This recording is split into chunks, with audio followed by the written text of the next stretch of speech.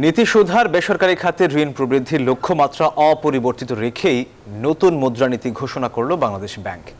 Governor জানান, শুধু মুদ্রানীতি দিয়েই সব সমস্যার সমাধান সম্ভব নয়। বলেন, চ্যালেঞ্জ থাকলেও চলতি অর্থবছর শেষে জুন মাসে মূল্যস্ফীতি নেমে আসবে 7%। তবে রাজনৈতিক অস্থিরতার কারণে এবছর বিনিয়োগ বৃদ্ধির সম্ভাবনা দেখছেন না তিনি। আর পাচারের টাকা ফেরাতে আন্তর্জাতিক সব আইন মেনেই কাজ করার কথা জানিয়েছেন আর্থিক খাতের নিয়ন্ত্রক।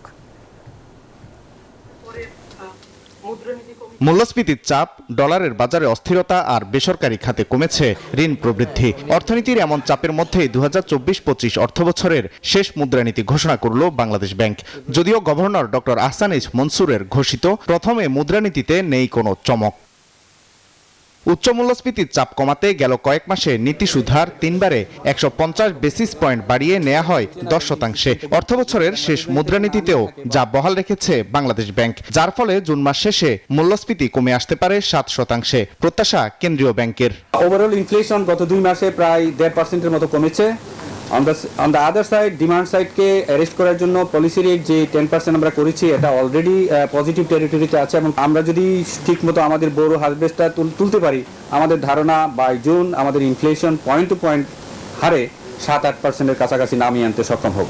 শিল্প খাতে অস্থিরতা আর উচ্চ সুদহারের কারণে বেসরকারি খাতে ডিসেম্বর শেষে ঋণের প্রবৃদ্ধি নেমে আসে 7.3%। যদিও এবারের মুদ্রানীতিতেও এই খাতের ঋণ প্রবৃদ্ধি ধরা হয়েছে 9.80%।